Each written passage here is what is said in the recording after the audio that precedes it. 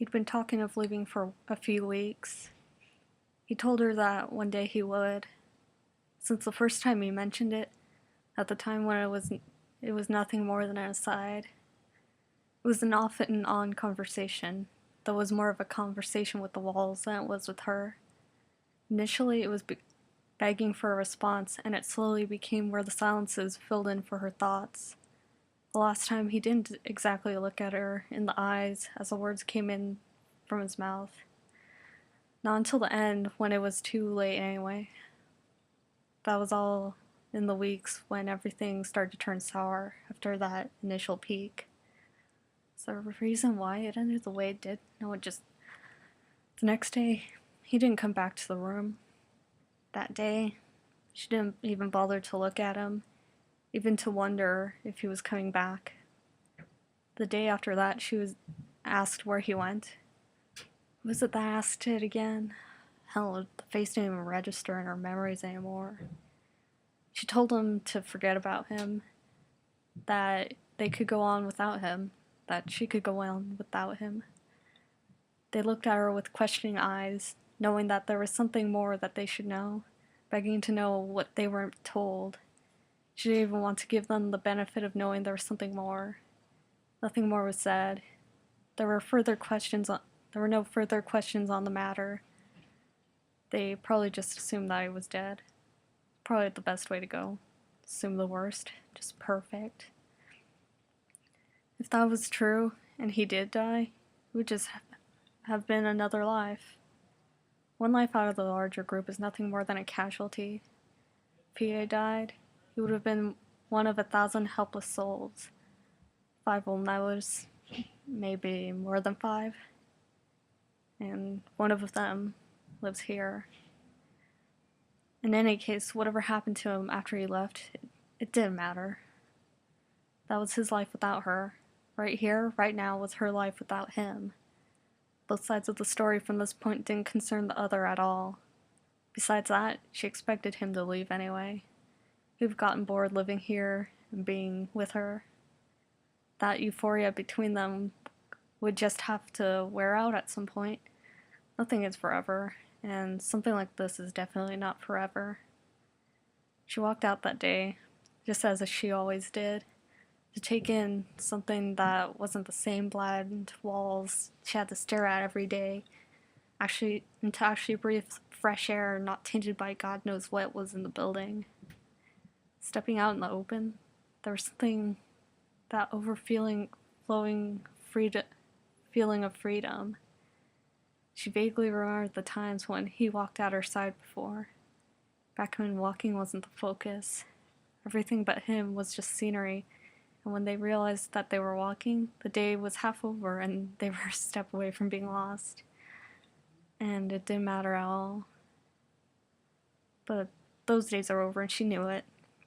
No need to dwell on it. No need to beg for its return. Begging never gets you what you really want or what you really need. But she still walked, trying to douse away those useless emotions and useless desires, those pangs of loneliness.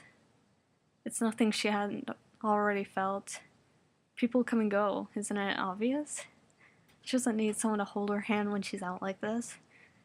Isn't some dependent or lovesick idiot. That just isn't who she is. Why does this path feel different? Same way I go every day. There really is something wrong with me, isn't there? She would have slept herself. Or maybe she didn't get enough sleep that night. Oh, that works just fine. It was probably the midpoint of the trail. Mikuro found a body laying face down on the path with a small pool of blood surrounding it. A trail of ants crawling to the body and a large group of flies piling up on it. It was a fresh corpse by the look of it, though it wasn't fresh enough for the blood to keep leaking out of the wounds. Her heart was starting to pound just looking at it. It's just a dead animal. A black cat or a black wolf. One of the two. I'll just push it out of the way when I get there. It's just a life, she thought. She needed something to stop her heart. Whatever the hell it was that was making it pound. A life. 1 in 1,000 deaths. Just the way everyone thinks and only a small percentage of the population will feel the pain. As she approached it, the animal's corpse became more and more humanoid and more familiar, and her heart started beating harder. She started to feel it pounding in her ears. But it's just a cat. It's just a wolf. There's no reason that that corpse could hold any sort of familiarity. She never owned any pets or anything, and that the body gains more of a humanoid appearance every step she takes is a lie, just a trick of the eyes. Shading on this pathway is terrible anyway. It's no surprise her eyes would do something like that. Only one eye could be considered accurate anyway. The other was barely even useful. The little lens she had on over that eye was barely enough to compensate for how her vision went to shit there. It's just an animal's body. Nothing more. There's no reason to worry in the first place. Emotional is blinding. Damn it. Am I really that hopeless to think that something like this is... His life without her didn't concern her. Her life without him didn't concern him.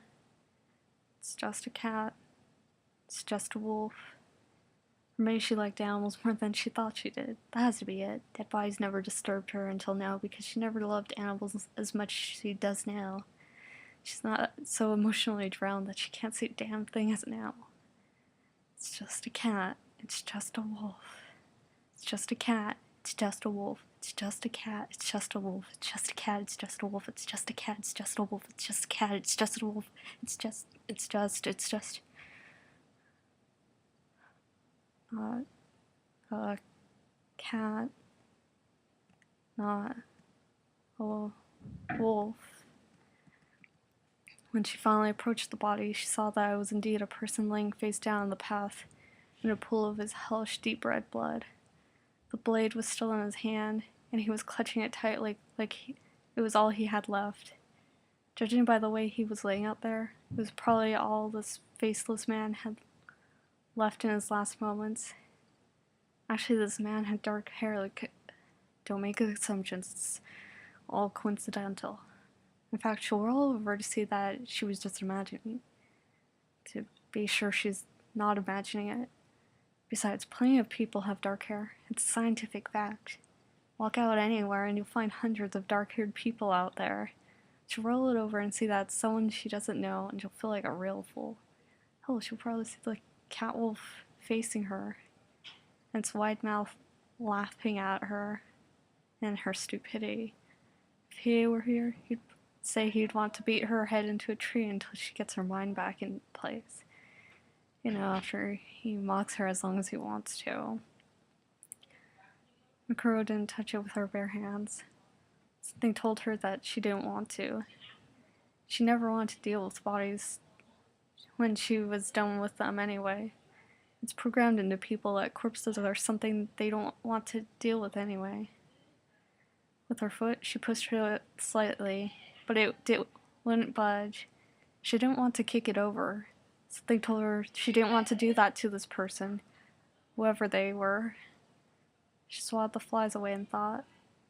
She sighed and rolled her eyes, going through all the whining thoughts in her head. Told her, crouched down and rolled it over so its slightly raspberry-colored face was showing. She saw the slightly discolored face was... It was his. They ripped his body open right down the middle of his abdomen, exposing the white, pink flesh of his lungs, one of which was punctured and squished in his chest as though the murderer had kicked it. It was heaving. No, she was lying. It was even moving. It can't be moving right now. He's not. His heart wasn't even beating. She knew damn well that it wasn't. Somehow she could still see it pulsing. Deep red and black so the digestive tract stared up at her. His intestines slid out of his body every second she stood there. They looked as though someone had stepped on them and then pushed them back into his body. Swallowing vomit down, she watched in horror as the flies crawled down his open mouth, down his throat, down his exposed eye socket. She watched as the ants returned to their order after their disruption. Enough.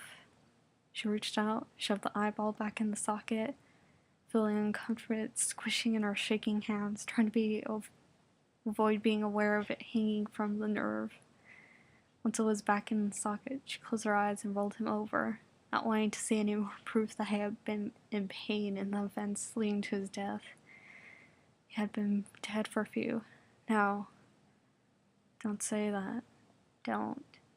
Don't say that he's dead. He's not. He's out there walking. This isn't him. This isn't him. This isn't him. Don't you even say that he's...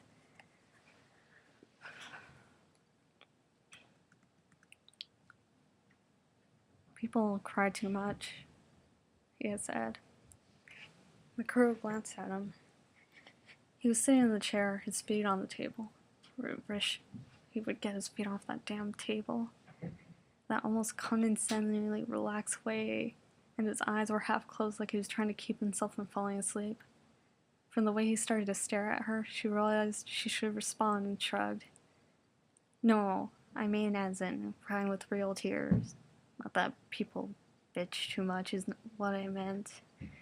Though people do that too much too. Can be justified, the girl said. He cocked her brow, though he refused to question it. I'm sure he used to, but right now it's like saying I love you. People do it so much it doesn't have any meaning anymore. It makes me sick. That's awfully romantic of you. Shut up. What, you've never cried anymore? Have you? Not since I was small. I never have. Ever. Sure you have. Not even on the verge of tears? No. You're lying. What's the matter? You know what I'm trying to say. I'll probably freeze over when you break into tears. Don't forget the opening of wormholes. Of what? Her hand was soaked with tears. Her face was soaked with tears before she was aware that she was crying. She wasn't even aware of her blurred vision, resting in her eyes until that point. She put her hand on her cheek in disbelief and looked at her fingers and watched the tears roll off them.